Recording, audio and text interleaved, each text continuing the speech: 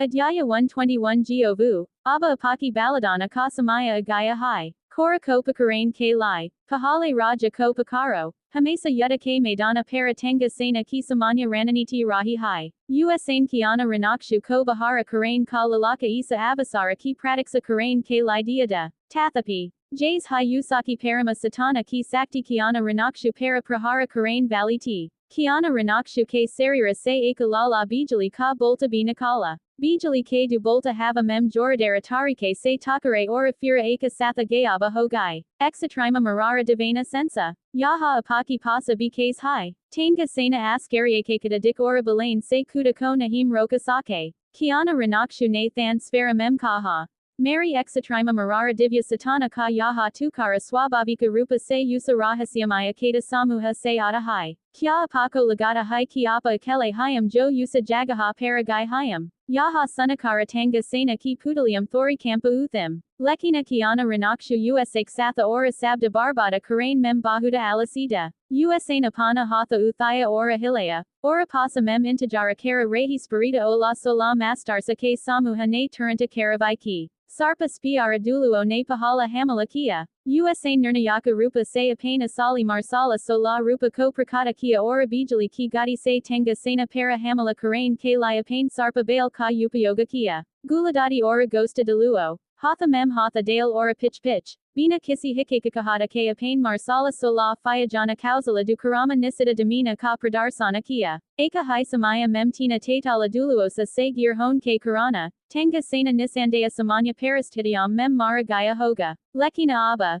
Vaha Vidisa Se Parhai Karake Lata Aya Hai. Ora Usaki Yutta Sakti Abba Pahale Jaisi Nahim Rahi. Jaba Giovu Ne Tenga Sena Ko Gayala Deka. Tavaha Usaki Madada Karana Kahati T. Lekina U Spirita Ola Ke Sola Santa Mora Sola Samratam Ne Roka Dia. Yadi Lagabaga Aparajaya Raksatmaka Kausala, Ajaya Goldana Badi, Ne Usaki Raksa Nahim Ki Hodi, Tasayada Use Bahuda Pahale Hai Mara Garaya Gaya Hoda. Halamki, Tanga Sena Ko Achi Taraha Pada Daki Kya Ho Raha Hai. Mujay Bahara Nikolane Ka Maka Abasia Kojana Kahi. Kavala Isi Taraha Se Mujay Asa Ki Eka Karana Miliji. Kiana Ranakshu. Apako Devaduda Bhagavana Ka Uttaradikari Mana Jata Hai. Kya Isi Gurnita Manava Taranga Rananiti K Sathamara Sosana Karain K Liapa Yahi Ekamatra Sija Kara Sakat Hayam. Chrysanthemama Gosta Duluo Ora Sarpa Spiara Duluo K Hamalam Se Bakat Hu. Tenga Sena Ne Kiana Ranakshu Paratana Mara. Halamki, Kiana Ranakshu Ne Usak Ukasave Ko Najarandaja Karadia. Usain Suru Mem Tenga Sena Ko Apana Pratadband Manane Ora Us Nispaksata Se Haran Ka Arada Kiada.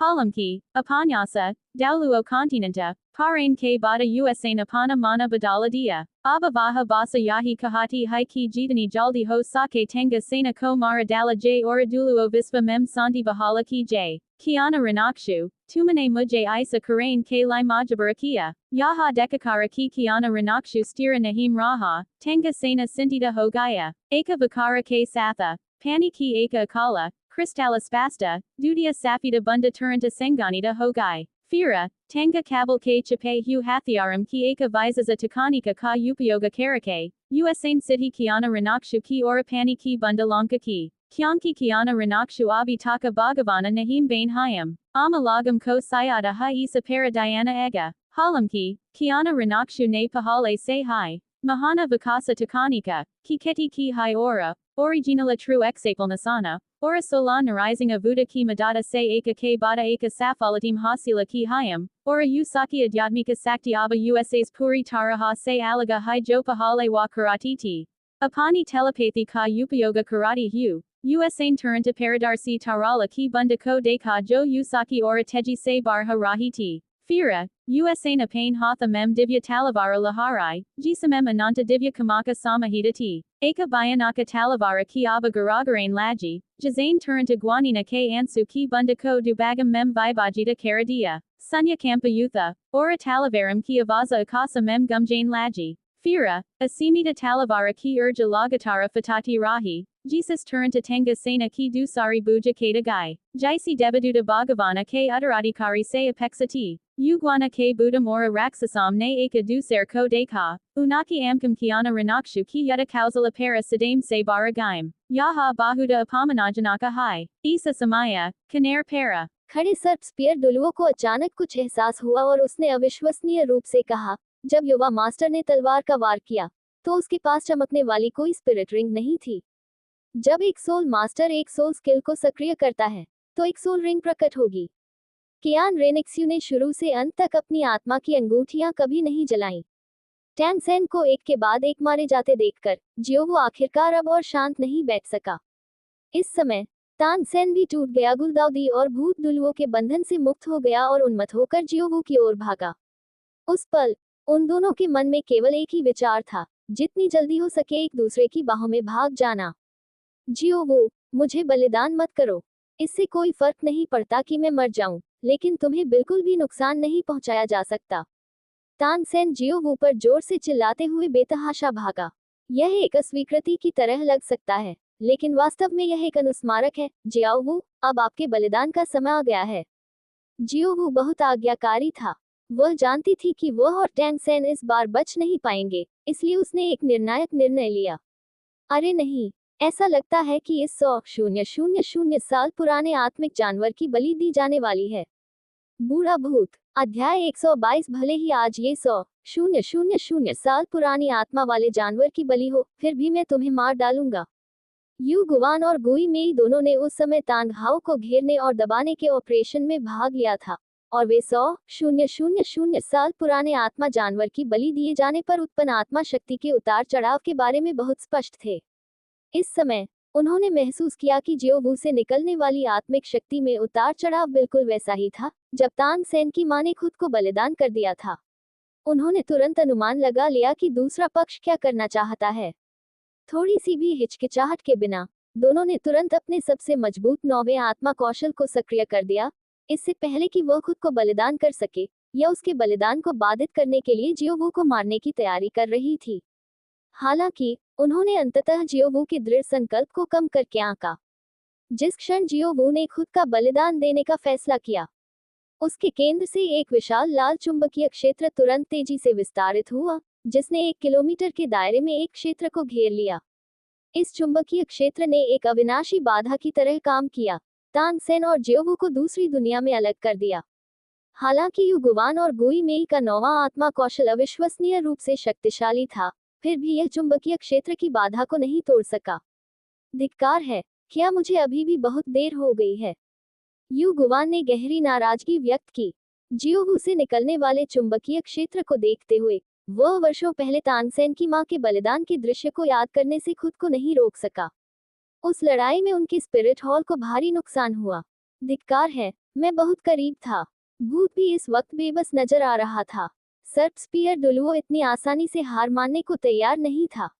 उन्होंने अपनी सारी आत्मिक शक्ति जुटाई और चुंबकीय क्षेत्र पर हमला करने के लिए स्पिरिट हॉल सोल मास्टर्स के समूह का नेतृत्व किया।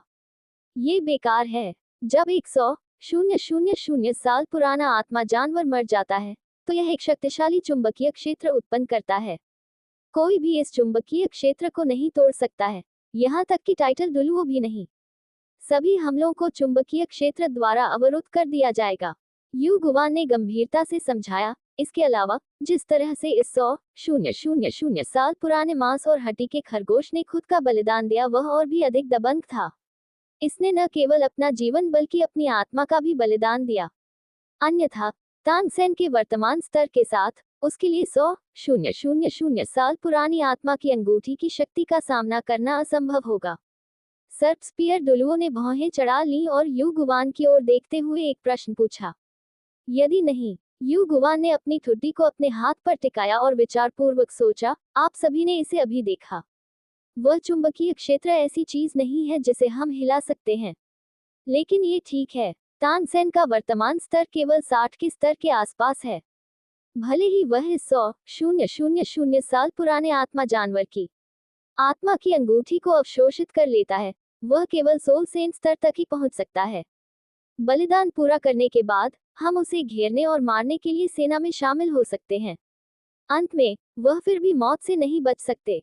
इससे कोई फर्क नहीं पड़ता कि टैंग सेन ने कितनी चालें चली हैं, वह केवल एक सोल सेंट है, इसलिए उसके यहाँ से जीवित निकलने का कोई रास्ता नहीं है। यू गुवान और अन्य लोग तेजी से तितर बितर हो गए। परत दर परत बाधा चुंबकीय क्षेत्र को घेर लिया। 1000 फुट लंबी पवित्र प्रकाश विशाल तलवार अचानक शून्य में फट गई, धीरे धीरे आकाश से नीचे आ रही थी और बिजली के समुद्र के बीच सीधे चुंबकीय क्षेत्र झिल्ली में दुर्घटनाग्रस्त हो गई। बूम! प्रचंड प्रभाव के कारण पूरा चुंबकीय क्षेत्र जोर से हिल गया। Boom boom! लहरें जिधर से भी गुजरी, शून्य भी विकृत हो गया। एक भयानक लेकिन पवित्र आभा बाहर की ओर फैल गई, जिसने युगवान और अन्य लोगों को 100 फीट दूर पीछे हटने के लिए मजबूर कर दिया। वह एंजेलिक पवित्र तलवार है। युवा मास्टर ने उसे फिर से आगे बढ़ाया है। युवा मास्टर ने अपनी चाल चलने के लिए इस क्षण को चुना। क्या वह इस चुंबकीय क्षेत्र को चकनाचूर करने का इरादा रखती है? ये कैसे संभव है? यहाँ तक कि परमपावन पोप भी असहाय थे उस समय इस प्रकार के चुंबकीय क्षेत्र के विरुद्ध। इससे कोई फर्क नहीं पड़ता कि युवा मास्टर कितना शक्तिशाली है, वह संभवतः इसे चकनाचूर नहीं कर सकती। क्या वह ऐसा कर सकती है? यू गुवान और अन्य सभी ने अपनी निगाहें कियान रेनिक्सियू की ओर कर ली। यह एक नीली स्पिरिट रिंग थी और यह बिजली के अनगिनत बोल्टों से लिपटी हुई थी। समय समय पर एक भयंकर बिजली वाला जानवर स्पिरिट रिंग पर आकाश में गरजता हुआ दिखाई देता था। आत्मा की अंगूठी नीली है और इसमें बिजली की शक्ति होती है। ये किस उम्र की स्पिरिट रिंग है? मैंने पहले कभी ऐसा नहीं देखा। सर्प स्पीयर डुलुओ के चेहरे पर अविश्वास की अभिव्यक्ति दिखाई दी। तभी घोस्ट डुलुओ को अचानक कुछ याद आया। उन्होंने भौहें सिकोड़ते हुए कहा, मैंने एक बार परमपावन पोप को ये कहते हुए सुना था कि दैवीय उत्तराधिकार परीक्षण पूरा करने के बाद दैवीय पद के उत्तराधिकारी की पहली कुछ स्पिरिट रिंगों की उम्र बेतरतीब ढंग से बढ़ जाएगी और कभी कभी उन्हें दैवीय रूप से प्रदत्त स्पिरिट रिंग भी प्राप्त होगी। युवा मास्टर के शरीर पर नीली स्पिरिट रिंग संभवतः दैवीय रूप से प्रदत्त स्पिरिट रिंग है। हालांकि भूत ने कभी भी दैवीय प्रदत्त आत्मा की अंगूठी नहीं देखी थी, लेकिन इसने उसे अपनी कल्पना का उपयोग करने से नहीं रोका। सटीक होने के लिए उसने अपने शरीर पर सभी आत्मा के छल्ले को तोड़ने और पुनर्निर्माण करने के लिए द ओरिजिनल ट्रू एक्सप्लेनेशन में महान दाव के गहन रहस्यों का उपयोग किया। क्योंकि उन स्पिरिट रिंग्स को उन्होंने झू चेन की विभिन्न जादुई तकनीकों के साथ 12 पंखों वाली एंजल मार्शल सोल को मिलाकर बनाया था। इस समय उसने जिस स्पिरिट रिंग का खुलासा किया वह थंडर स्पिरिट रिंग थी, जिसे उसने सुवानी ट्रेजर तकनीक और 12 विंग्ड एंजल मार्शल सोल का उपयोग करके पुनर्गठित किया था। इस स्पिरिट रिंग में गड़गड़ाहट के नियम का अंश है, जो इसे दैवीय रूप से प्रदत्त स्पिरिट रिंग से कई गुना अधिक मजबूत बनाता है। जैसा कि 100,000 साल पुराने आत्मिक जानवर से अपेक्षा की जाती है, यहाँ तक कि मृत्यु के बाद उत्पन्न चुंबकीय क्षेत्र भी इतना मजबूत होता है। उस अविनाशी लाल चुंबकीय क्षेत्र को देखते हुए कियान रेनिक्सियू ने भी बिना किसी हिचकिचाहट के इसकी प्रशंसा की। लेकिन अगले ही पल फिर उसने अपनी आत्मा की शक्ति को सक्रिय किया, अपनी दूसरी और तीसरी आत्मा के छल्ले प्रकट किए। उनकी दूसरी स्पिरिट रिंग एक लाल फ्लेम स्पिरिट रिंग है, जो झू चेन की वर्मिलियन बर्ड ट्रेजर टेक्निक से ली गई है। तीसरी स्पिरिट रिंग पन्ना हरी जेड लीफ स्पिरिट रिंग है, जो झू चेन की विलो गॉड टेक्निक से ली गई है। अगर आज आपकी रक्षा के लिए 100,000 साल पुराना आत्मिक जानवर भी खुद को बलिदान कर दे, तो भी मैं आपको मार डालूंगा। अध्याय 123 तांग सान की मृत्यु। Clang Zheng. जिस क्षण कियान रेनिक्सियू ने अपनी दूसरी और तीसरी स्पिरिट रिंग का खुलासा किया, 2 और विशाल तलवारें, प्रत्येक 1000 फीट लंबी, आकाश में दिखाई दी। अंतहीन लपटों में घिरी हुई चीज। उनमें से एक के साथ हजारों विलो शाखाएं हैं। 2 विशाल तलवारें लगभग एक साथ गिरी, सीधे चुंबकीय क्षेत्र झिल्ली से टकरा गईं। शून्य की भयानक लहरें एक बार फिर फैल गईं। क्रैक। इस बार 3 पवित्र प्रकाश महान तलवारों की टक्कर के तहत अविनाशी चुंबकीय क्षेत्र अवरोध ने अंततः एक दरार दिखाई दी। चुंबकीय क्षेत्र के भीतर की ऊर्जा तेजी से दरारों से बाहर फैलने लगी। लेकिन इसके ऊपर फीनिक्स का एक प्रेत हल्की सी टिमटिमा रहा था, जिससे एक ऐसी आभा निकल रही थी जो विस्मय को प्रेरित कर रही थी। चौथी आत्मा कौशल, महादूत सच्ची फीनिक्स तलवार। कियान रेनिक्सियू की तलवार का वार उस आखिरी तिनके की तरह था जिसने ऊंट की पीठ तोड़ दी और पहले से ही टूटे हुए चुंबकीय क्षेत्र अवरोध को तुरंत भेद दिया। बूम! जिस क्षण चुंबकीय क्षेत्र बिखर गया, जियोवू की आकृति तुरंत लाल धुंध के बादल में बदल गई और हवा में गायब हो गई। यदि बलिदान विफल हो जाता है, तो उसके लिए एक आत्मा जानवर के रूप में केवल एक ही भाग्य है जिसने स्वेच्छा से खुद को बलिदान कर दिया है।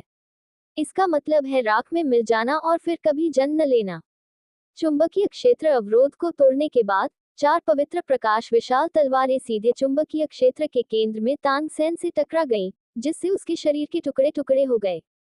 टैंग सेन के पास प्रतिक्रिया करने का समय भी नहीं था, इससे पहले कि उसकी चेतना धुंधली होने लगी। वह अपने कटे हुए अंगों और अवशेषों को अविश्वास से देखता रहा। उसकी आंखें खुली रह गईं।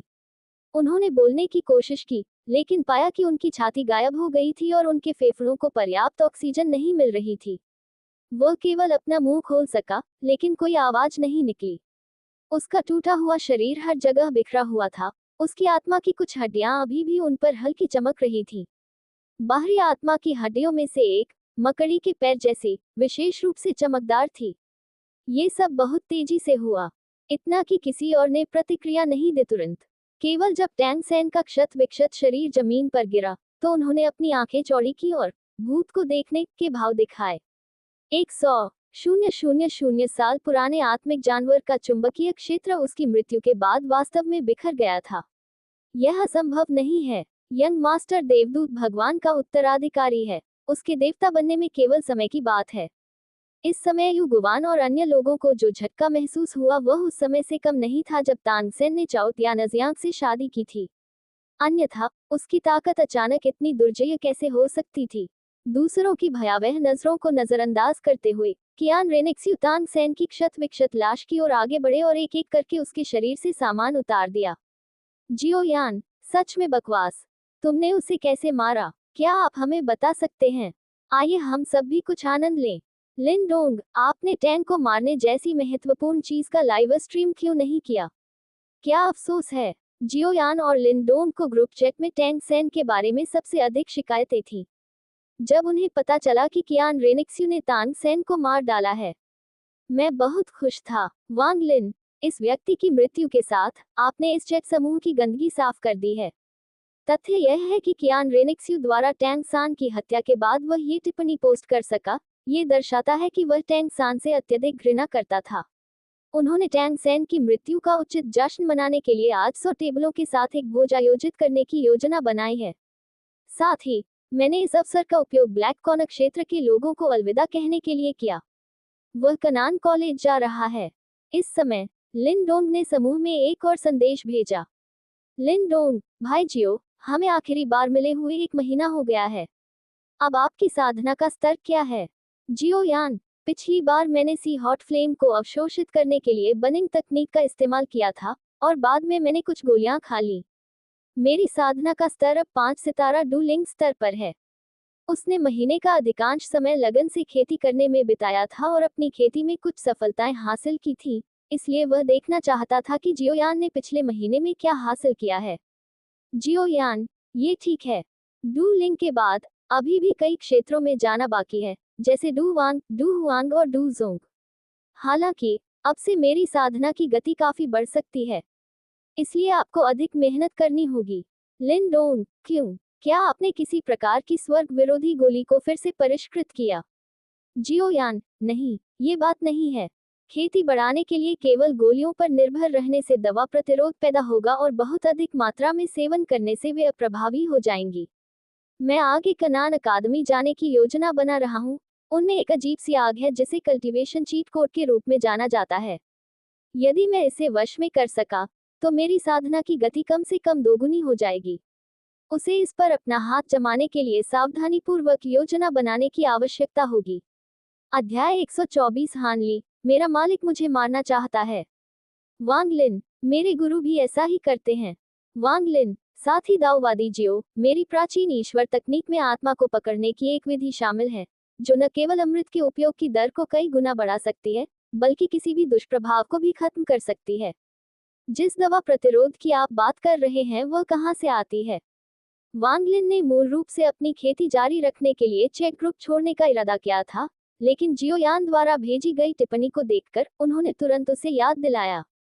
प्राचीन देव तकनीक शरीर शोधन की एक विशेष विधि है जिसमें महारत हासिल करने के लिए पृथ्वी के मूल में परीक्षणों से गुजरना पड़ता है।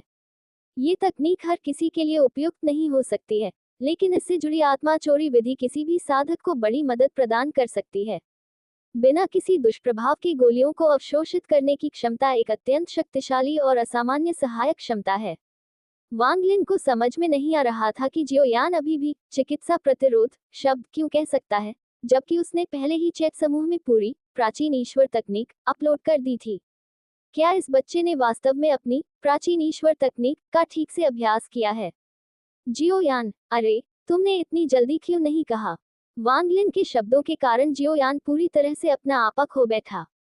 उन्होंने पिछली बार भी स्वाभाविक रूप से द एंशिएंट गॉड्स डिक्री देखी थी। हालांकि जब उन्होंने देखा कि इस शरीर शोधन तकनीक के लिए उन्हें खेती के लिए खुद को पृथ्वी के गर्भ में डुबाना पड़ता है और इससे उनकी व्यक्तिगत स्वतंत्रता सीमित हो जाती है, तो उन्होंने तुरंत अपनी अधिकांश रुचि खो दी। बाद में हालांकि उन्होंने तकनीक डाउनलोड की, लेकिन उन्होंने इसका गहराई से अभ्यास नहीं किया, बल्कि इसे केवल अपनी शारीरिक शक्ति को मजबूत करने के लिए एक सहायक अलौकिक शक्ति के रूप में इस्तेमाल किया। यदि यह वांग लिन के लिए नहीं होता नुस्मारक, उसने कभी भी प्राचीन ईश्वर की नियमावली में निहित आत्मा चोरी तकनीक की खोज नहीं की होगी। हान ली, साथ ही दाओवादी जियो, आप एकमात्र कीमियागर कैसे नहीं जानते कि सीनियर वांग की प्राचीन ईश्वर तकनीक में आत्मा को पकड़ने की कला शामिल है? जियो यान, भाई हान, आप मुझसे इतने समय से आपके लिए गोलियां परिष्कृत करने के लिए कह रहे हैं। आप उन सभी गोलियों को अवशोषित करने के लिए प्राचीन ईश्वर तकनीक का उपयोग करने के बारे में नहीं सोच रहे होंगे, है ना? जब हान ली पिछली बार गोलियों को परिष्कृत करने के लिए बड़ी मात्रा में आध्यात्मिक जड़ी बूटियां और कीमती दवाएं लेकर आए, तो उन्होंने सोचा कि दूसरा पक्ष अन्य खेती संसाधनों के बदले तैयार गोलियों को सौदेबाजी के चिप्स के रूप में उपयोग करना चाहता है। जियो यान, चिंता मत करो, चूंकि मैंने आपकी औषधीय जड़ी बूटियों को स्वीकार कर लिया है, मैं निश्चित रूप से उन्हें परिष्कृत करने में आपकी मदद करूंगा। हालांकि मैं अपनी सफेद चांदनी खोजने के लिए कनान अकादमी जाने वाला हूं, इसलिए वहां बसने के बाद मैं उन्हें आपके लिए परिष्कृत करूंगा। वैसे क्या मुझे आपको क्यूई बूस्टिंग गोलियों का बैच भेजना चाहिए जिन्हें मैंने पहले परिष्कृत किया था? जियो यान, आप खुद ही गोलियां परिष्कृत कर सकते हैं, आप मेरे पास क्यों आ रहे हैं?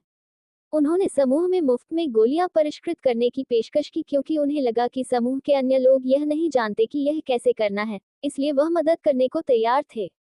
अप्रत्याशित रूप से छठा भाई हानली गोलियों को परिष्कृत करना जानता था और उसके पास आया और उसने एक बार में दर्जनों गोलियां भी खरीदी। क्या यह आदमी बिना कुछ लिए कुछ पाने की कोशिश नहीं कर रहा है? हानली, साथ ही दाववादी जियो, आप मेरी चापलूसी करते हैं। मैं तावीज, जादुई हथियार, कीमिया, हथियार निर्माण, मंत्र और शरीर तर्क सहित कई तरीकों की खेती करता हूँ। हालांकि मुझे कीमिया की केवल अल्पविकसित समझ है, मैं आपसे बहुत कम कुशल हूँ, फिलोडाउस जियो। इसीलिए मैं आपसे सहायता मांगना चाहता हूँ, क्योंकि मैं नहीं चाहता कि वे बहुमूल्य अमर जड़ी बूटियां और औषधियां बर्बाद हो जाएं। जियो यान, मुझे उम्मीद नहीं थी कि आप इतनी सारी अलग अलग चीजें सीख लेंगे। मैं पहले से ही एक ही समय में कीमिया और अग्नि नियंत्रण का अभ्यास करके थक गया हूँ, और आप एक ही बार में इतना कुछ सीखने में कामयाब रहे हैं। लिन डोंग, भाई हान, आपकी आलोचना नहीं की जा सकती, लेकिन कई कौशलों को जानने की तुलना में एक कौशल में महारत हासिल करना बेहतर है। आपको अपनी ऊर्जा खेती से असंबंधित चीजों पर बर्बाद नहीं करनी चाहिए, ये केवल आपको धीमा कर देगा। हान ली, कृपया मेरे खराब कौशल के लिए क्षमा करें। मैंने अपनी साधना यात्रा एक साधारण प्राणी के रूप में शुरू की, और मेरे पास अधिक संसाधन नहीं थे। कभी कभी मुझे जीविकोपार्जन के लिए इन तरीकों पर निर्भर रहना पड़ता था। यही कारण है कि मैं काफी कुछ बातें जानता हूँ, क्योंकि वह भी एक छोटे से गांव से आया एक साधारण व्यक्ति था। हान ली, मेरे पास वास्तव में एक गुरु था, लेकिन मुझे प्रशिक्षित करने का उसका उद्देश्य मेरे शरीर पर कब्जा करना था। जब हान ली ने अपने गुरु मुजुरेन का उल्लेख किया तो उसकी आंखों में एक जटिल भाव दिखाई दिया। डॉक्टर के बारे में अपनी पूर्वकल्पित धारणाओं के कारण वह हमेशा सोचते थे कि शिक्षक का पेशा पवित्र था। हान ली के पिछले अनुभवों के बारे में सुनकर लिन डोंग अनुचित तरीके से आगे बढ़ा, ये जानने के लिए उत्सुक था कि क्या हान ली का गुरु अंततः सफल हुआ था। जियो यान, भाई लिन डोंग, क्या आप ठीक हैं?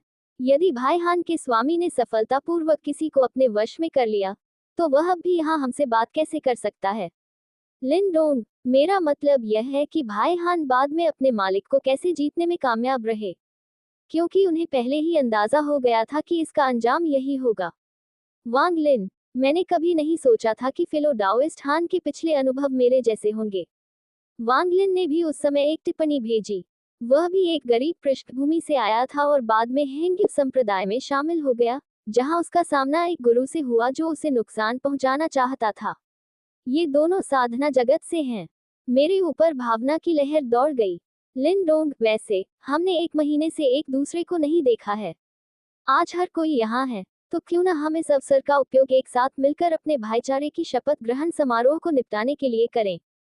और जब हम इस पर हों, तांग सान की मौत का जश्न मनाएं।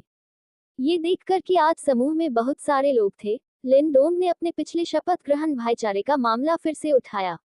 जियो यान, मुझे कोई आपत्ति नहीं है। मुझे इस ऑफलाइन सभा में कियान रेनेक्स्यू को ठीक से टोस्ट करना चाहिए। जियो यान सहमत होने वाले पहले व्यक्ति थे। इसके बाद वह फॉलन हॉट फ्लेम को परिष्कृत करने के लिए हेवनली फ्लेम रिफाइनिंग टावर में प्रवेश करने के लिए जियानान अकादमी जाएंगे। उपन्यास की पटकथा के अनुसार फॉलन हॉट फ्लेम को परिष्कृत करने में उसे बहुत लंबा समय लगेगा। इस बार शपथ भाईचारे का मसला सुलझने से उनकी एक इच्छा पूरी हो जाएगी। अध्याय 125 ऑफलाइन शपथ भाईचारा एकत्रीकरण, शून्य देवताओं का क्षेत्र। हान ली, मैंने हाल ही में गोलियों के एक बैच का शोधन पूरा किया है और फिलहाल मैं काफी स्वतंत्र हूँ। यदि आप शपथ ग्रहण करने वाले भाई बनना चाहते हैं, तो मैं किसी भी समय तैयार हूँ। हान ली ने तुरंत एक टिप्पणी भी भेजी। वांग लिन, मैं वांग किसी भी समय उपलब्ध हूँ। इस बार वांग लिन का उत्तर भी बहुत सीधा था। उनका दिव्य अवतार वर्तमान में नवजात आत्मा चरण तक पहुंचने का प्रयास कर रहा है और उसके पास अन्य स्तरों पर यात्रा करने का समय नहीं है। लेकिन उसका सच्चा स्वन्य ऐसा कर सकता है। वैसे भी इस व्यवस्था का नियंत्रण मेरे हाथ में है। इसके लिए विभिन्न लोकों में यात्रा करना अधिक सुविधाजनक होगा। कियान रेनेक्स्यू, मैं किसी भी समय उपलब्ध हूँ, लेकिन मुझे नहीं पता कि ग्रुप एडमिन के पास समय होगा या नहीं। कियान रेनेक्स्यू ने भी तुरंत अपनी राय व्यक्त की। लिन डोंग, बढ़िया। अब भाई झू, भाई लो फैंग और भाई नारुतो गायब हैं। लिन डोंग ने बोलना समाप्त करने के बाद तुरंत उन तीनों को टैग किया। लुओ फेंग, क्या हम शपथ ग्रहण करने वाले भाई बन जाएंगे? यह एक अच्छा विचार है, मुझे कोई आपत्ति नहीं है। किसी को उसका जिक्र सुनने पर लुओ फेंग, जो गोता लगा रहा था, तुरंत सामने आया। हालांकि वह चेक ग्रुप में सबसे कम समय तक रहा था। शपथ ग्रहण करने वाले भाई बनने से हर किसी का रिश्ता मजबूत हो सकता है, तो क्यों नहीं? हान ली, उन दोनों ने लंबे समय से समूह चैट में बात नहीं की है। वे अवश्य ही किसी महत्वपूर्ण कार्य में व्यस्त होंगे। जियो यान, वे अभी तक ऑनलाइन नहीं हैं, इसलिए उन्हें टैग करने से मदद नहीं मिलेगी। क्या होगा जब हम पहले सौतेले भाई बने और फिर जब वे ऑनलाइन आए तो उन्हें समूह में जोड़ें? झू चेन, ये पहली बार है जब मैंने किसी शपथ ग्रहण भाईचारे में और अधिक लोगों को शामिल करने के बारे में सुना है। झू चेन का संदेश अचानक समूह में प्रकट हुआ। ये देखकर जियो यान और अन्य लोग बहुत खुश हुए। जियो यान, हाहा टिल्ड, भाई झू, आप अंततः आ गए। मेरे पास आपके लिए अच्छी खबर है। टैंग सेन को कियान रेनेक्स्यू ने मार डाला है। इसके अलावा जब टैंग सेन को बदला गया, तब तक उनका मूल सच्चा स्पष्टीकरण अपलोड नहीं किया गया था। टैंग सेन संभवतः कियान रेनेक्स्यू का मुकाबला कैसे हो सकता है? लिन डोंग, भाई जियो, कृपया बीच में न आए। भाई झू, हम शपथ ग्रहण करने वाले भाई बनना चाहेंगे। क्या आप कृपया हमारे लिए एक आयामी पोर्टल खोल सकते हैं? झू चेन, कोई समस्या नहीं। क्या आपने तय कर लिया है कि आप किसकी दुनिया के शपथ ग्रहण भाई बनना चाहते हैं? मैं आपके लिए एक आयामी पोर्टल खोलूंगा। लिन डोंग, मैंने अभी तक निर्णय नहीं लिया है। अगर हम आपके घर चले तो कैसा रहेगा? आप हमारे बॉस हैं, यह उचित है कि हम आपके सौतेले भाई बने। जियो यान, मुझे लगता है कि यह एक अच्छा विचार है। मैं अभी तक भाई झू की दुनिया में नहीं गया हूँ, इसलिए मुझे नहीं पता कि यह कैसा है। लेकिन भले ही जियो यान अपने पूरे जियो परिवार को यहाँ ले आए, किसी को परवाह नहीं होगी। झू चेन तुरंत पालथी मारकर बैठ गया और अपने आध्यात्मिक शरीर को सक्रिय करना शुरू कर दिया। फिर उसकी आत्मा एक अजीब अनुभूति के बाद एक बहुत ही जीर्ण शीर्ण खंडहर में पहुंची। इस भंवर में प्रवेश करने से आप शून्य ईश्वर क्षेत्र के प्रारंभिक स्थान पर पहुंच जाएंगे। झू चेन ने भंवर में कदम रखा और अगले ही पल उसकी आकृति एक हलचल भरी घाटी में दिखाई दी। क्या ये देवताओं का क्षेत्र है? ये बहुत वास्तविक लगता है। झू चेन ने अपनी आंखें बंद कर ली और ध्यान से इसे महसूस किया। उन्होंने पाया कि उनका साधना स्तर अब रक्त प्रवाह क्षेत्र के चरम तक ही सीमित था। स्पष्टतः ये प्रारंभिक भूमि का प्रतिबंधात्मक कानून है। उसकी शारीरिक शक्ति अब उस स्तर पर पहुंच गई है जहां वह किसी आदरणीय से सीधे मुकाबला कर सकता है। शून्य देवताओं के दायरे में पहुंचने पर झू चेन ने बिल्कुल भी संकोच नहीं किया। उन्होंने तुरंत चेक ग्रुप को बुलाया और ग्रुप के सभी लोगों के लिए यहां आने के लिए एक क्रॉस रियल मार्ग खोल दिया। जियो यान और लिनडोंग ने तुरंत उत्तर दिया। हालांकि वे इस क्षेत्र में आने वाले पहले व्यक्ति नहीं थे। सबसे पहले आने वाला एक युवक था जो पूर्ण कवच पहने हुए था। हाँ, यह मैं हूँ। झू चेन ने सिर हिलाया और बिना किसी हिचकिचाहट के इसे स्वीकार कर लिया। लुओ फैंग की आंखें चमक उठी और वह कुछ और कहने ही वाला था, लेकिन उसी क्षण उसके बगल में एक और स्थानिक भंवर दिखाई दिया। इसके तुरंत बाद एक लाल बालों वाला आदमी काले ब्रोकेड की पोशाक पहने हुए था, जिसकी भौहों के बीच 3 सितारा निशान थे। वह स्थानिक भंवर से बाहर चला गया। ये वांग लिन स्वयं हैं जो आए हैं। लुओ फैंग और वांग लिन इस स्थान पर पहुंचे। हान ली, कियान रेनेक्स्यू, जियोयान और लिनडोंग भी अंतरआयामी मार्ग के माध्यम से जल्दी ही शून्य ईश्वर क्षेत्र में पहुंच गए। हालांकि यहाँ पहुंचने के बाद उन्होंने जो पहला काम किया वह आपस में मिलना जुलना और बातचीत करना नहीं था, बल्कि अपनी स्वयं की साधना शक्ति को महसूस करना था। क्योंकि उन्होंने पाया कि उनकी खेती का स्तर ऐसा लग रहा था कि इस स्थान पर पहुंचने के बाद उन्हें दबा दिया गया है, या यूं कहें, इसे सील कर दिया गया है। ये जगह कुछ अजीब सी लगती है। वांगलिन ने हान ली और अन्य लोगों की ओर देखा, फिर गंभीर भाव से कहा, क्या आपके साधना स्तर को भी दबा दिया गया है? अध्याय 126 जियोयान ने शून्य ईश्वर क्षेत्र में रिकॉर्ड तोड़ा। लिनडोंग अपनी शिक्षा की कमी से पीड़ित है। हाँ, ऐसा लगता है कि मेरे साधना स्तर को दबाया जा रहा है, लेकिन इसे केवल साधना स्तर के संदर्भ में दबाया गया है और कुछ नहीं। ये कैसे हो सकता है? जियोयान बाहर पहुंचा और अपने शरीर के भीतर 3 अलग अलग लिप्टों को बुलाया। अपने शक्तिशाली आत्मबल से उन्होंने तुरंत इन 3 लिप्टों को एक सजीव और चमकदार अग्नि कमल में बदल दिया। बूम! जिस क्षण यह अग्नि कमल प्रकट हुआ, जियोयान से अचानक विनाश की एक भयानक आभा निकलने लगी। भाई जियो, आपका अग्नि नियंत्रण कौशल अधिकाधिक कुशल होता जा रहा है। जियोयान के हाथ में बुद्ध के रोष कमल को देखकर लिनडोंग ने बिना किसी हिचकिचाहट के इसकी प्रशंसा की। हाँ, मैं भाग्यशाली था कि मैं उनका विलय कर सका। यह मुख्य रूप से भाई झू की मूल सच्ची व्याख्या और भाई हान की महान विकास तकनीक थी जिसने मुझे बहुत मदद की। एक विचार के साथ जियोयान ने तुरंत अपने हाथ से अग्निकमल वापस ले लिया। बूम! हालांकि जैसे ही जियोयान ने बुद्ध के क्रोध कमल को हटा दिया, इसके तुरंत बाद एक विशाल सुनहरे पत्थर की गोली जमीन से उठी और सीधे सबके सामने आ गई। ये पत्थर की गोली एक प्राचीन और पुरानी आभा का अनुभव करती है, जो स्पष्ट रूप से इंगित करती है कि यह कोई सामान्य वस्तु नहीं है। देखो, किसी ने शून्य ईश्वर क्षेत्र में फिर से रिकॉर्ड तोड़ दिया है। ये वास्तव में है। आइए एक नजर डालते हैं, हाल ही में इतने सारे युवा प्रतिभाएं क्यों हैं? उस लड़के ने अभी 3 रिकॉर्ड तोड़े हैं और अब एक और सामने आया है। मुझे लगता है कि वह किसी प्राचीन पारिवारिक संप्रदाय का एक और प्रतिभाशाली शिष्य है। स्थानीय मूल निवासी ये देखने के लिए उत्सुक थे कि किसने रिकॉर्ड तोड़ा है। अप्रत्याशित रूप से जियोयान, जो दूसरी दुनिया से आया था, यहाँ अपना खुद का रिकॉर्ड छोड़ने में सक्षम था। शून्य देवताओं का क्षेत्र, रिकॉर्ड्स। जियोयान ने पूरी तरह से हतप्रभ होकर देखा। वह समझ गया कि झू चेन ने क्या कहा, लेकिन ऐसा भी लग रहा था कि वह पूरी तरह समझ नहीं पाया।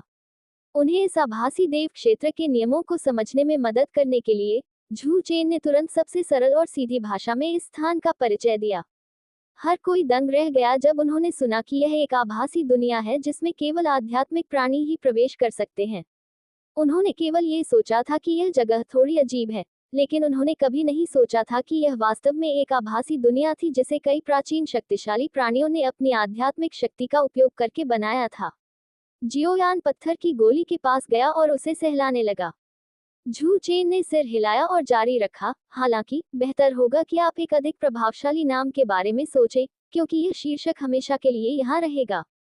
यदि आप भविष्य में एक और रिकॉर्ड तोड़ते हैं, तो ये शीर्षक स्वचालित रूप से दिखाई देगा और पूरे क्षेत्र में घोषित किया जाएगा। शायद अधिक प्रभावशाली शीर्षक। उनके पास कुछ प्रभावशाली उपाधियां हैं। उदाहरण के लिए, जो उन्होंने अपने उपन्यास एम्पर यान में देखा, वह काफी अच्छा है। हालांकि यह उनका भविष्य का शीर्षक है और यह अज्ञात है कि कौन सा लेखक इसे लेकर आया है। भाई जियो, आप हीरो जियो शीर्षक के बारे में क्या सोचते हैं? ये निश्चित रूप से एक महान नायक का प्रतीक बनने के लिए काफी प्रभावशाली है। तभी अचानक पीछे से एक परिचित आवाज आई। ये फिर से लिन डोंग है। वह एक बार फिर सलाह देने आए हैं। कोई जरूरत नहीं, आप अगली बार वह शीर्षक अपने पास रख सकते हैं। जियोयान ने उस पर अपनी आंखें घुमाई, नाराज हो गया और सीधे उसके सुझाव को अस्वीकार कर दिया। वांग लिन, हान ली और अन्य लोगों ने भी लिन डोंग को अजीब नजरों से देखा और अपने सिर हिलाने से खुद को नहीं रोक सके। उन्हें याद आया कि जब उन्होंने आखिरी बार शपथ ग्रहण करने वाले भाई बनने के बारे में बात की थी, तो दूसरे पक्ष ने लिन फैमिली ट्रूप नामक एक शक्तिशाली शीर्षक का उल्लेख किया था। अप्रत्याशित रूप से एक और मास्टर जियो सामने आया है। क्या कोई सभ्य व्यक्ति इस तरह का नाम सोचेगा? ये बच्चा ईमानदार है, लेकिन थोड़ा मंदबुद्धि लगता है। यह इस समय लिन डोंग के बारे में वांग लिन का आकलन है। वहाँ है। जियोयान ने चारों ओर देखा और देखा कि कई लोग उसकी स्थिति पर ध्यान दे रहे थे। अचानक उसके मन में एक विचार आया और उसने तुरंत एक दबंग शीर्षक के बारे में सोचा। उसने जल्दी से अपनी उंगली घुमाए और पत्थर की पट्टिका पर 2 विशिष्ट अक्षर छोड़ दिए, पिताजी। बधाई हो, पिताजी, आपने हेरफेर करने की क्षमता में महारत हासिल कर ली है। 3 लिफ्टों ने आग पर काबू पाने का रिकॉर्ड तोड़ दिया। आपको सम्मानित किया गया है, एक प्राइमल ट्रेजर बोन। जिस क्षण जियोयान ने अपनी उंगली से पत्थर की पट्टिका पर उन 2 पात्रों को उकेरा, ये लड़का कभी स्कूल नहीं गया होगा, अन्यथा वह इतना भयानक नाम कैसे सोच सकता था।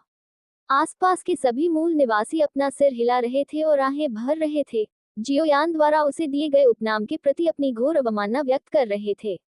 इन आवाजों को सुनकर लिन डोंग अपने विचारों के प्रति और भी अधिक आश्वस्त हो गया। भाई जियो, भाई छू ने कहा कि एक बार यहाँ शीर्षक निर्धारित हो जाने के बाद उन्हें बदला नहीं जा सकता।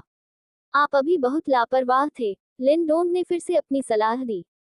वह मुस्कुराया और लिन डोंग की ओर देखते हुए बोला, तुम नहीं समझे। मेरे शीर्षक में 2 दबंग पात्र हैं। ये दबंगई नहीं तो क्या है?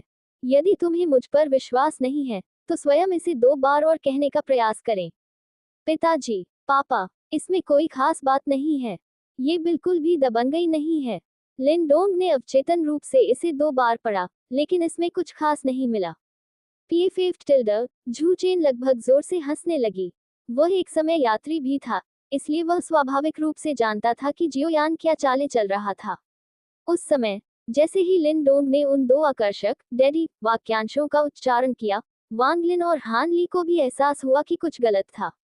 केवल लिन डोंग अभी भी वहां खड़ा था, इस बात से पूरी तरह अनजान कि जियोयान नाम में ऐसा क्या खास था। अध्याय 127 में ने तुम्हारे साथ भाई जैसा व्यवहार किया और तुम सचमुच मेरे पिता बनना चाहते हो। ठीक है, जियोयान, लिन डोंग के साथ चालाकी करना बंद करो। लिन डोंग को मुख्य बिंदु समझे बिना लंबे समय तक भौहें चढ़ाए और विचार करते हुए देखकर झूचेन केवल आगे बढ़ सका और उसे एक अनुस्मारक दे सका। यह महसूस करने पर कि वह जियोयान की चाल में फंस गया है, लिन डोंग इतना क्रोधित हुआ कि उसका चेहरा लाल हो गया। ठीक है, भाई जियो, मैंने तुम्हें एक भाई की तरह माना, और तुम वास्तव में मेरे पिता बनना चाहते हो। हाहा टिल्ड, भाई लिन डोंग, नाराज मत होइए। मैं तो बस तुमसे मजाक कर रहा था। तो आपके मजाक की कीमत बहुत अधिक है। एक बार यहाँ नाम सेट हो जाने के बाद उन्हें बदला नहीं जा सकता। अगर इसे बदला नहीं जा सकता, तो इसे बदला भी नहीं जा सकता। वैसे भी यह कोई बड़ी बात नहीं है। जियोयान ने उदासीन होकर कंधे उचकाए। उनकी नज़र में यह वर्चुअल नाम महज एक गेम निकनेम था। अपने पिछले जीवन में, जब वह कंप्यूटर गेम खेलता था, तो वह ऐसे उपनामों का इस्तेमाल करता था जो या तो पूरी तरह से अंग्रेजी में होते थे या पूरी तरह से संख्याओं में होते थे। मैं उससे क्यों डरूंगा? तुम छोटे लड़के, तुम्हारी हिम्मत कैसे हुई हमारा फायदा उठाने की? ये सही है। यदि आप आज उस मौलिक खजाने की हड्डी को नहीं सौंपते हैं, तो हर बार जब आप शून्य ईश्वर क्षेत्र में प्रवेश करेंगे तो हम आपकी पिटाई करेंगे। लिन डोंग को इस बात की परवाह नहीं थी कि जियोयान उसका फायदा उठा रहा है। वह क्रोधित था और आगे बढ़ गया। हालांकि उसके आसपास के मूल निवासी इस मामले को शांत नहीं होने देना चाहते थे। जब वे उस उपनाम पर चर्चा कर रहे थे तो वे कई बार पिताजी कहते रहे, हम इसे अनदेखा नहीं कर सकते। संपर्क रखने वाले लोगों ने तुरंत उसे घेर लिया। वे जियोयान को माफी के रूप में मूल खजाने की हड्डी का इनाम सौंपने के लिए मजबूर करना चाहते थे। बेशक जियोयान से माफी मांगने की उनकी इच्छा एक दिखावा थी, उनका वास्तविक उद्देश्य उस मूल खजाने की हड्डी को प्राप्त करना था। भाई छू, अगर मैं यहाँ इन लोगों से निपटने के लिए कार्रवाई करूं, तो क्या इससे आपको परेशानी होगी? हालांकि उनका वर्तमान साधना स्तर अभी भी शिलालेख क्षेत्र की महान पूर्णता पर है, इस तथ्य के कारण उनकी ताकत फिर से बढ़ गई है कि उन्होंने अपने क्षेत्र का पुनर्निर्माण किया है। इसके अलावा ऐसा इसलिए था क्योंकि उसने पहले से ही अपने शरीर के भीतर अपनी स्वयं की ब्रह्मांडीय गुफा अंकित कर ली थी। जब तक गुफा एक विशेष तकनीक का उपयोग करके प्रकट और सक्रिय होती है, तब तक यह एक ब्लैक होल की तरह हो सकती है, जो सभी हमलों को निगल सकती है। इस ब्रह्मांडीय गुफा के मौजूद होने से वह दूसरों के खिलाफ लड़ते समय पहले से ही अजेय था।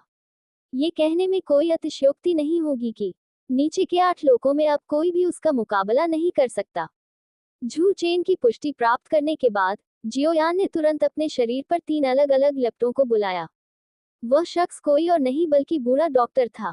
हालांकि इस समय उसका शरीर अब एक भ्रामक आत्मा नहीं है, बल्कि जियोयान और अन्य की तरह एक भौतिक इकाई है। तुम्हारी हिम्मत कैसे हुई मेरे शिष्य को धमकी देने की? तुम मौत को दावत दे रहे हो। बूढ़े डॉक्टर ने अपना हाथ उठाया और हिलाया। एक पल में अचानक एक विशाल सफेद अग्नि सर्प प्रकट हुआ और सीधे मूल निवासियों में घुस गया। जहां भी अग्नि में सर्प गुजरा, मानव आकृतियां स्पष्ट रूप से दिखाई दी। मूल निवासियों का समूह जो दोराबोन स्पिरिट कोल्ड फायर से बने सफेद सांपों द्वारा सभी को जलाकर राख कर दिया गया। जिन लोगों ने अभी तक कोई कदम नहीं उठाया था, उन्होंने देखा कि जियोयान और उसके समूह के साथ कोई खिलवाड़ नहीं किया जाना चाहिए और वे तुरंत पीछे हट गए और अधिक परेशानी पैदा करने का साहस नहीं किया। शिक्षक, आपका शरीर, वह 9वीं क्रांति डूजून क्षेत्र के शिखर पर थे, लेकिन उनका भौतिक शरीर बाद में नष्ट हो गया था और वह केवल अपनी आत्मा पर भरोसा करके अपनी पूरी ताकत नहीं लगा सकते थे। हालांकि देवताओं के इस क्षेत्र में हर कोई आत्मा के रूप में प्रवेश करता है, इसलिए यहाँ उनकी खेती का स्तर अभी भी 9वीं क्रांति डूजून के चरम पर है। हालांकि इस प्रारंभिक स्थान पर वह अपनी पूरी खेती को उजागर करने में असमर्थ रहे। अपना सिर घुमाकर मैंने देखा कि एक बड़ा सफेद मिंक पहले से ही मेरे पीछे खड़ा था। लॉर्ड मिंक, आपने भी अपनी खेती वापस ले ली है। हाँ, यह बहुत अच्छा लग रहा है, आयरन लॉर्ड ने अपने शरीर को मोड़ते हुए मुस्कुराहट के साथ कहा। पैतृक प्रतीक स्थान में छिपने के बाद से इसे लंबे समय तक शरीर होने की भावना का अनुभव नहीं हुआ था। यहाँ तक कि लुओ फैंग, जो बार बार आभासी दुनिया में प्रवेश करते हैं, भी इसकी प्रशंसा करने से खुद को नहीं रोक सके। इस देव क्षेत्र की आभासी दुनिया उसकी दुनिया में आभासी उपकरणों से अलग दुनिया है। यहाँ भावना अधिक यथार्थवादी है और 5 इंद्रियां वास्तविक दुनिया की तरह ही अधिक सजीव हैं। इस पत्थर की गोली का नामकरण अधिकार स्वाभाविक रूप से याओ लाओ का है। बूढ़ा डॉक्टर आगे बढ़ा और अपनी उंगलियों से पत्थर की पट्टिका पर 3 बड़े अक्षर लिखे, आदरणीय मेडिसिन मास्टर। जब बाकी लोगों ने देखा कि याओ लाओ ने भी यहाँ रिकॉर्ड तोड़ दिया है, तो उन सभी ने उस पर ईर्ष्या भरी नजरें डाली। साथ ही दाववादी झू, क्या शून्य ईश्वर क्षेत्र में रिकॉर्ड की कोई सीमा नहीं है? क्या वे विषय की परवाह किए बिना मान्य हैं? हानली ने पलटकर झूचेन की ओर देखा और एक प्रश्न पूछा।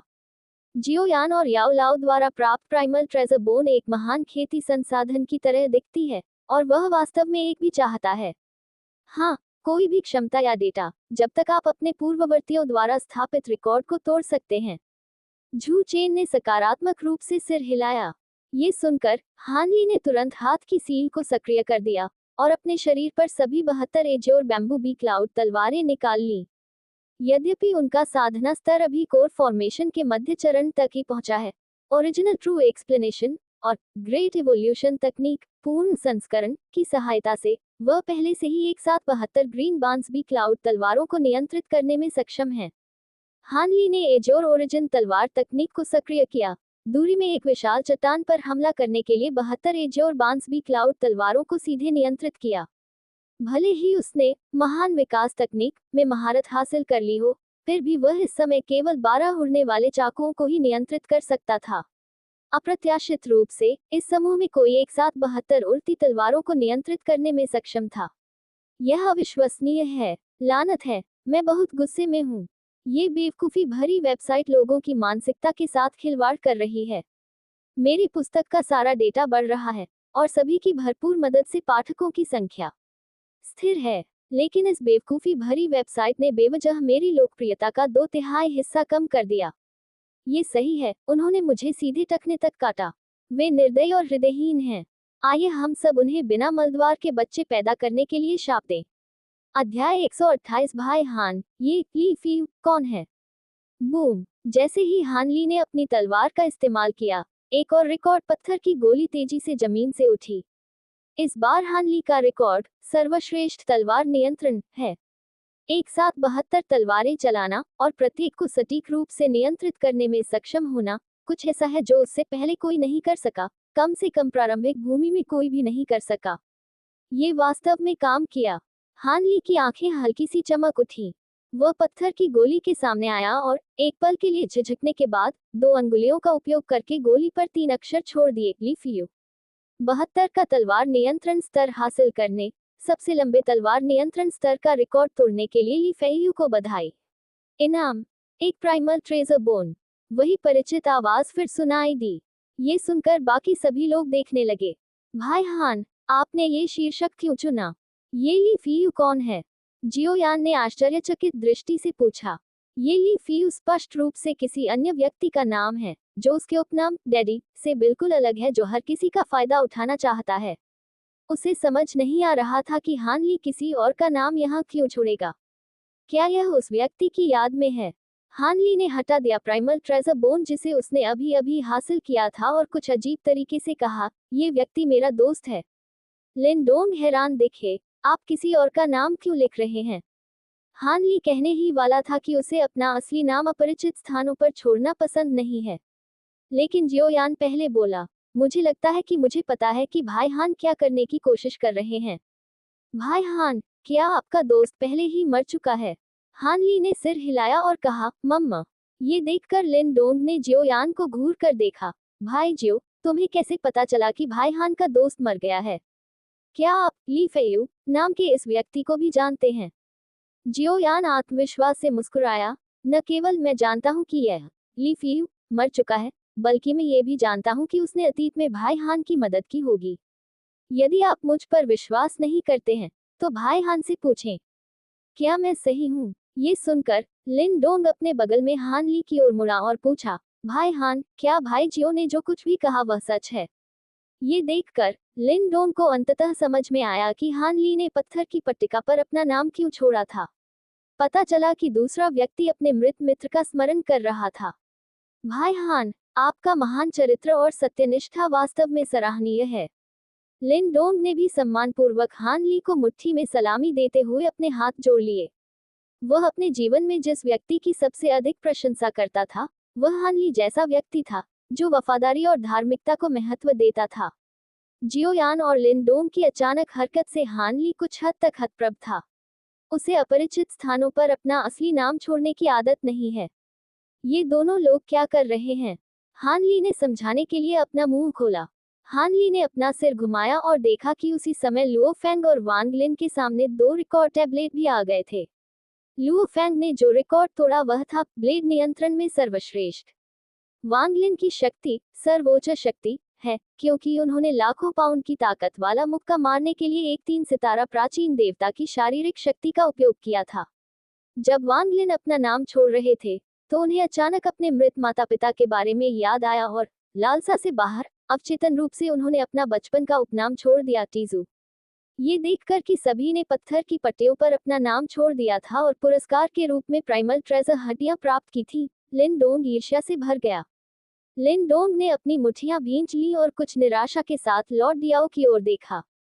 उनमें से कई ऐसे मददगार थे जिन्हें उन लोगों ने वापस बुला लिया था जिन्हें बूढ़े व्यक्ति ने डरा दिया था। हर कोई पीछे हटना बंद करो और चलो लड़ाई करें। लिन डोंग ने अपनी मुट्ठी भींच ली, फिर बिना एक शब्द कहे सीधे मूल निवासियों की ओर हमला कर दिया। बच्चे, इतना अहंकारी मत बनो। हम 4 महान परिवारों के सदस्य हैं। यदि आप हमें छूने की हिम्मत करते हैं, तो उनके प्रतिशोध से सावधान रहें।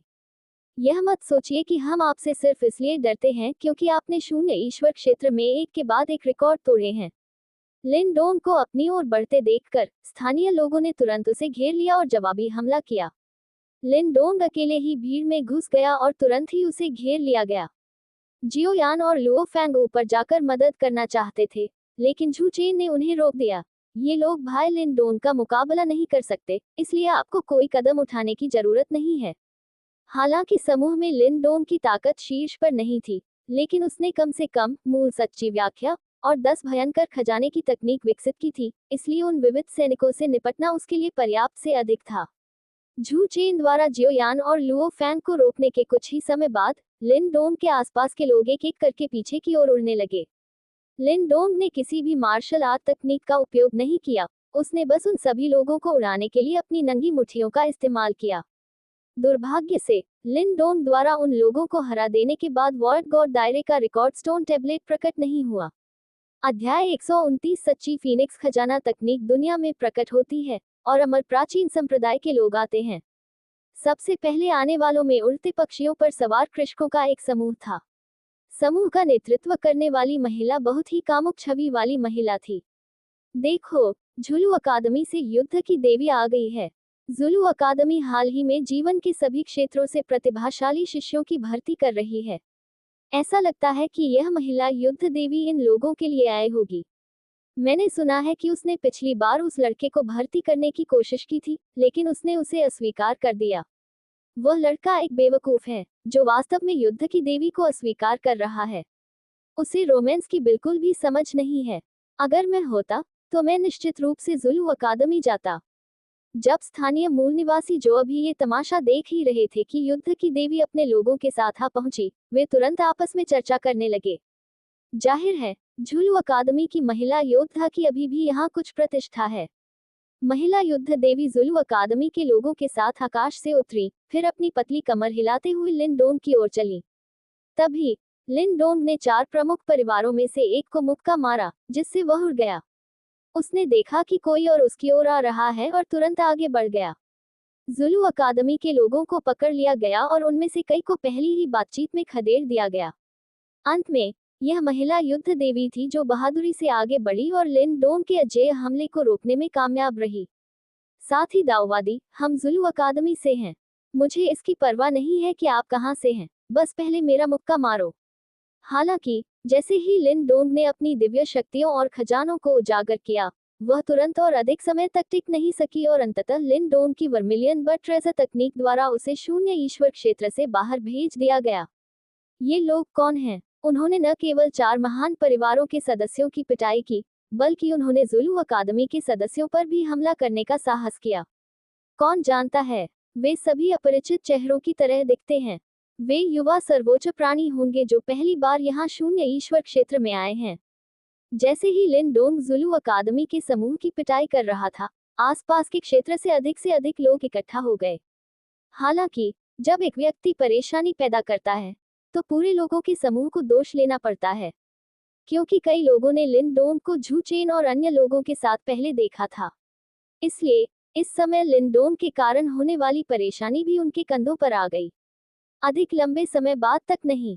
इस बीच rain kings mansion, marshal kings mansion, divine kings palace और तोबा कबीले जैसी सेनाओं ने भी लोगों को इस जगह पर भेजा। उन लोगों ने देखा कि 4 प्रमुख परिवार उन युवा प्रतिभाओं से लड़ रहे थे जिन्हें वे भर्ती करना चाहते थे। वे मूल रूप से ये देखना चाहते थे कि ये युवा प्रतिभाएं कितनी मजबूत हैं। लड़ाई को जल्द से जल्द खत्म करने के लिए लिन डोंग ने वास्तव में इस समय सभी के सामने ट्रू फीनिक्स ट्रेजर तकनीक का इस्तेमाल किया। जिस क्षण धधकते दिव्य पक्षी ने उड़ान भरी और 4 प्रमुख परिवारों के सभी सदस्यों को उड़ा दिया, सभी के चेहरों पर भाव स्तब्ध हो गए। ये सच्ची फीनिक्स तकनीक है। उसके पास वास्तव में सच्ची फीनिक्स तकनीक है। ट्रू फीनिक्स ट्रेजर तकनीक 10 भयंकर ट्रेजर तकनीकों में से एक है। इस आदमी के पास ऐसी खजाना तकनीक कैसे है? क्या वह ऊपरी क्षेत्र में किसी प्राचीन अमर संप्रदाय का शिष्य हो सकता है? जहां तक मुझे पता है, ऊपरी क्षेत्र में स्वर्ग सुधार संप्रदाय के पास सच्ची फीनिक्स तकनीक है, लेकिन उनकी तकनीक अधूरी है। भीड़ आपस में कानाफूसी कर रही थी, लेकिन उनका ध्यान पूरी तरह से लिन डोंग पर केंद्रित था। वे ये जानने के लिए उत्सुक थे कि लिन डोंग की ट्रू फीनिक्स तकनीक कहां से आई। वहीं कई लोग लिन डोंग की पहचान के बारे में अटकलें लगा रहे थे। भीड़ में प्राचीन संप्रदायों के कई शिष्यों ने एक दूसरे पर नजरें डाली और फिर चुपचाप ट्रू फीनिक्स ट्रेजर तकनीक के प्रकट होने की खबर अपने अपने संप्रदायों में फैला दी। जल्द ही बुटियन संप्रदाय, निंगजन संप्रदाय और अमर पर्वत के लोग भी इस मामले के बारे में जानते थे। हान ली ने देखा कि उसके आसपास के लोग ट्रू फीनिक्स ट्रेजर तकनीक के बारे में बात कर रहे थे और उसकी भौहों के बीच चिंता का एक संकेत दिखाई दिया। बहुत से लोग इस अनमोल कौशल की चाहत रखते हैं, लेकिन वे इसे सीख नहीं पाते। इस समय इतने सारे लोगों के सामने लिंडोन की ट्रू फीनिक्स ट्रेजर तकनीक के प्रदर्शन ने स्पष्ट रूप से कई बेईमान व्यक्तियों को आकर्षित किया है जो इस खजाना तकनीक की लालसा करते हैं। हान ली अच्छी तरह से जानते थे कि एक आम आदमी निर्दोष है, लेकिन खजाना रखना एक अपराध है। वे यहाँ के नहीं हैं, वे किसी भी समय पार कर सकते हैं और वापस जा सकते हैं। लेकिन झू चेन कोई विकल्प नहीं है। एक बार जब वे चले जाते हैं, तो जो लोग ट्रू फीनिक्स ट्रेजर तकनीक की इच्छा रखते हैं, वे अनिवार्य रूप से झू चेन को ढूंढ लेंगे। यह अनिवार्य रूप से झू चेन के लिए कुछ परेशानी का कारण बनेगा। हालांकि झू चेन हान ली की चिंताओं के सामने शांत और संयमित रहे। ट्रू फीनिक्स ट्रेजर टेक्निक की उपस्थिति निश्चित रूप से समाचार फैलने के बाद निचले क्षेत्र और यहां तक कि 9 स्वर्ग और 10 पृथ्वी के ऊपरी क्षेत्र में भारी उथल पुथल मचाएगी। उस समय वे प्राचीन अमर धर्म निश्चित रूप से इस मामले की जांच के लिए लोगों को भेजेंगे। ऐसी किसी बात को गुप्त रखना बहुत कठिन है। लिंडोन का पक्ष 4 प्रमुख परिवारों के लोगों को हराने के बाद हमारे मार्शल पूर्वज ने तुरंत मार्शल किंग्स मैंशन और रेन किंग्स मैंशन के किसानों पर अपनी नजरें गड़ा दी, जो उनके सबसे करीब थे। मार्शल किंग्स मैंशन और रेन किंग्स मैंशन के लोग उस समय घबरा गए जब उन्होंने लिंडोन की नजर उन पर पड़ी। लिंडोन की पहचान फिलहाल अज्ञात है और वे हल्के में कोई कदम नहीं उठाना चाहते। यदि दूसरा पक्ष वास्तव में ऊपरी क्षेत्र के प्राचीन अमर संप्रदाय का न्याय है, तो उनके द्वारा कार्रवाई करने और मृत्यु को आमंत्रित करने के बीच क्या अंतर है? हालांकि लिंडोन को इसकी कोई परवाह नहीं थी। ये देखते हुए कि उसकी लड़ाई ने रिकॉर्ड पत्थर नहीं मारा था, उसने तुरंत रेन किंग्स मैंशन और मार्शल किंग्स मैंशन के लोगों पर हमला कर दिया। अपनी चिंताओं के कारण मार्शल किंग्स मैंशन और रेन किंग्स मैंशन के लोगों ने बाहर जाने की हिम्मत नहीं की और केवल लिंडोन द्वारा ही उन्हें हराया जा सका। जबकि लिंडोन मार्शल किंग्स मैंशन के लोगों के साथ भीषण युद्ध में लगा हुआ था। संप्रदाय की पोशाक पहने लोगों का एक और समूह पास में पहुंचा। अध्याय 130 स्वर्ग सुधार संप्रदाय की पवित्र युवती। बड़े झू ज़ेयायू ने अपनी आंखें जोर से मली, ये सोचकर कि उसने गलत देखा होगा।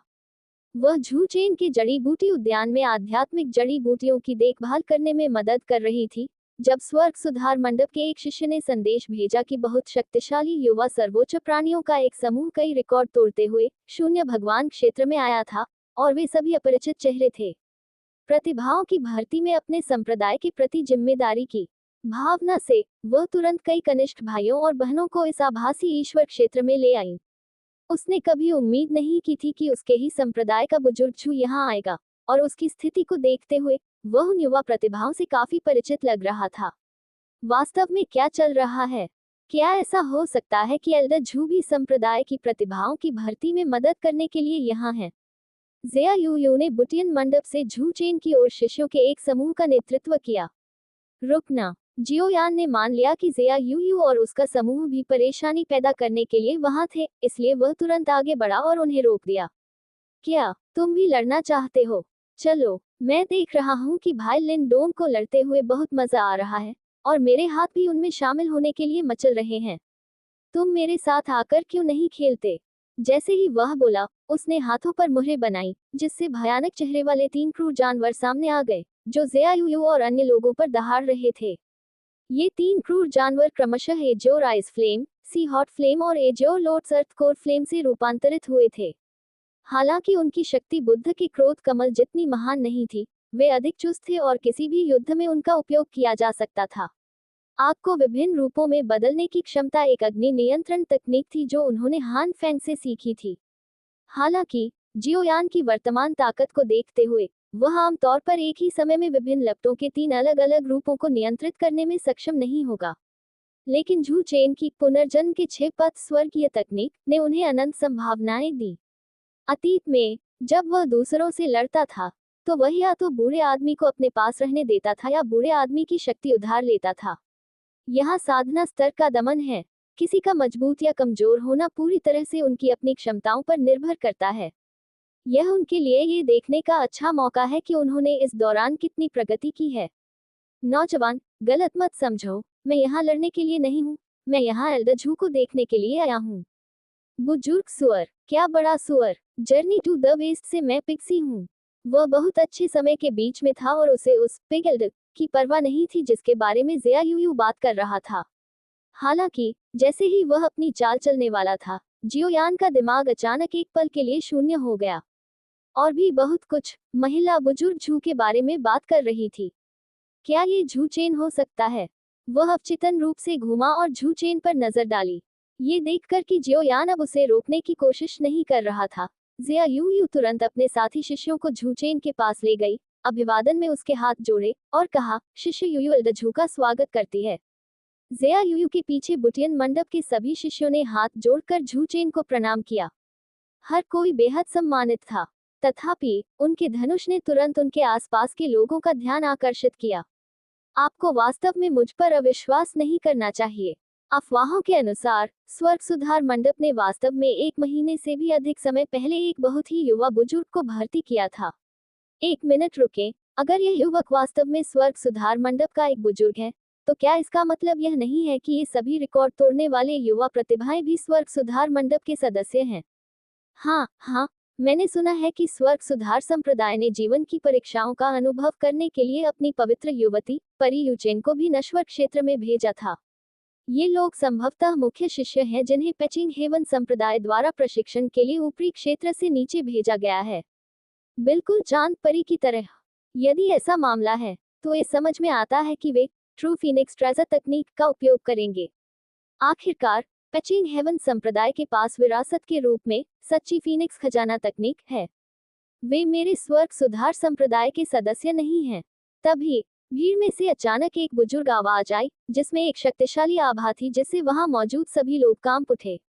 भीड़ ने आवाज की दिशा में देखा और देखा कि सफेद बालों वाली एक बूढ़ी औरत ड्रैगन की सिर वाली छड़ी पकड़े हुए भीड़ से निकल रही है और धीरे धीरे उस स्थान की ओर चल रही है। दूसरे व्यक्ति के पीछे सफेद वस्त्र पहने एक महिला हाथ में जैद बांसुरी लिए हुए थी। हालांकि महिला का चेहरा ढका हुआ था, जिससे उसकी असली विशेषता अस्पष्ट थी। उसके पास एक असाधारण रूप से सुडौल आकृति, लंबे चमकदार काले बाल और गोरी नाजुक त्वचा थी, जैसे कि बर्फ और बर्फ द्वारा सावधानी पूर्वक गढ़ी गई हो। उसके संपूर्ण अस्तित्व से एक अलौकिक आभा झलक रही थी। ये स्वर्ग सुधार संप्रदाय की चंद्रमा परी है। मुझे उसके भी आने की उम्मीद नहीं थी। ऐसा लगता है कि यहाँ के मामले ने पेचिंग हेवन संप्रदाय जैसे अमर संप्रदाय को भी चिंतित कर दिया है। भीड़ चर्चा में व्यस्त थी, उनके शब्द सदमे और अविश्वास से भरे हुए थे। उच्च स्तरीय कृषक आमतौर पर शून्य देव क्षेत्र की प्रारंभिक भूमि का दौरा नहीं करते हैं। अप्रत्याशित रूप से इस बार अमर संप्रदाय के एक आदरणीय क्षेत्र विशेषज्ञ भी आए हैं। दादी शिहुआ ने अपने आसपास के लोगों की टिप्पणियों को नजरअंदाज कर दिया और इसके बजाय एक हाथ से अपनी छड़ी का सहारा लेते हुए वह खाली भाव के साथ लिंडोंग के पास चली गईं। लिंडोंग ने अभी मार्शल किंग्स मैंशन से कई किसानों को खत्म किया था और एक भयंकर युद्ध के बीच में था जब उसने ऊपर देखा और एक बूढ़ी औरत को उसकी ओर आते देखा। उसने तुरंत भौहें चढ़ाई। एक बूढ़ी औरत यहाँ क्यों है? मैं बूढ़ों को नहीं मारता, रास्ते से हट जाओ। अहंकारी लड़का अपने बड़ों के प्रति कोई सम्मान नहीं दिखा रहा है, वह पिटाई का पात्र है। दादी शिहुआ लिंडोंग के शब्दों से इतनी क्रोधित हुई कि वह लगभग फिर से रजोनिवृत्ति से गुजर गई। उसने तुरंत अपनी छड़ी घुमाई और लिंडोंग को मारा। लिंडोंग ने रोकने के लिए अपनी भुजाएं उठाई, लेकिन बेत की जबरदस्त ताकत के कारण वह फिर भी दूर फेंका गया। उसके पैर सैकड़ों मीटर तक जमीन पर फिसलते रहे और आखिरकार वह रुक गया।